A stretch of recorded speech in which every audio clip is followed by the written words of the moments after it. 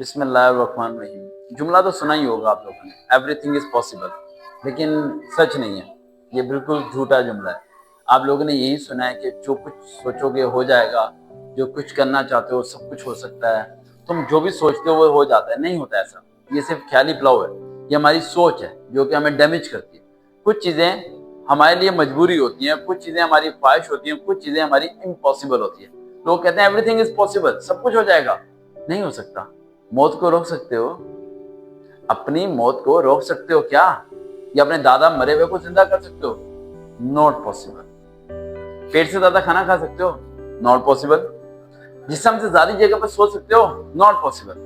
تو کچھ چیزیں امپاسبل ہی ہیں، اور ہمارے من میں ایک چیز پٹ کی جاتی ہے موٹیویشن کے تھرو کہ ایوری تھنگ از پاسبل، تم سب کچھ کر سکتے ہو۔ ہمیں ایک چیز کے اندر سمجھنا چاہیے کہ every thing is not a possible. ہمیں وقت اور حالات کو سمجھنا پڑے گا، جو جیب میں پیسے ہیں انہیں کو دیکھ کے فیصلہ کرنا پڑے گا۔ لیکن اگر ہمارے دماغ میں یہ بات بیٹھی ہے نہیں یار میں 2 کروڑ کماؤں گا، 3 کروڑ کماؤں گا، 4 کروڑ کماؤں گا، میں 10 کروڑ کما لوں گا مہینے کا۔ 10 کروڑ اور خوشیاں دونوں میں فرق ہوتا ہے۔ سوچ انسان کو بڑا کچھ بنا دیتی ہے۔ آپ جانتے ہیں کہ انسان کی سوچ ہی وہ چیز ہوتی ہے جو انسان کو غلام بناتی ہے، اور سوچ یہ ہوتی ہے جو انسان کو غلامی سے آزاد کرتی ہے۔ بڑے بڑے پہاڑ کو توڑ دیتے ہیں انسان۔ جب انسان کہا کرتا تھا کہ میں ہوا میں اڑوں گا تو لوگ کہتے تھے پاگل ہے، نہیں ہو سکتا۔ جب انسان کہتا تھا میں راکٹ بناؤں گا چاند پہ جاؤں گا، لوگ کہتے تھے یار چاند پہ یہ کیسے ضرورت؟ چاند تو زمین سے دور نظر آتا ہے کہ اس پہ کوئی شخص جا سکتا ہے۔ ذہن مائنڈ ایکسیپٹ نہیں کرتا، لیکن اس کا بلیف تھا، اپنی پیئرز میں اسپیشل بلیف تھا اس کا، اور وہ کر گیا۔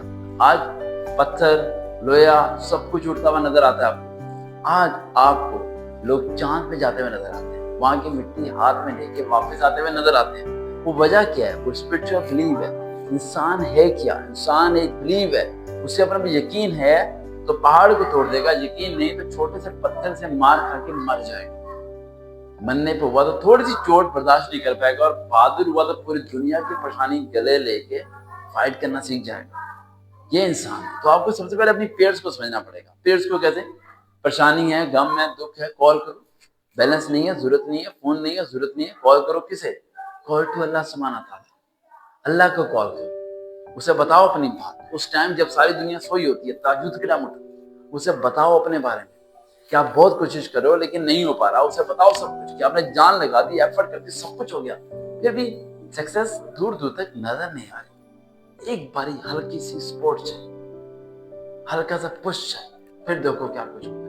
کیسے تقدیر کو بدل جاؤ گے تم، کیسے وقت اور حالات کو بدل دو گے تم۔ صرف اپنی پیئرز پہ فوکس کرو۔ فوکس کرو تم کتنے دن عبادت کرتے ہو، فوکس کرو تم کتنی عبادت کرتے ہو، فوکس کرو تم کتنا وقت اس شخص پہ لگاتے ہو جس نے تمہیں بنایا ہے۔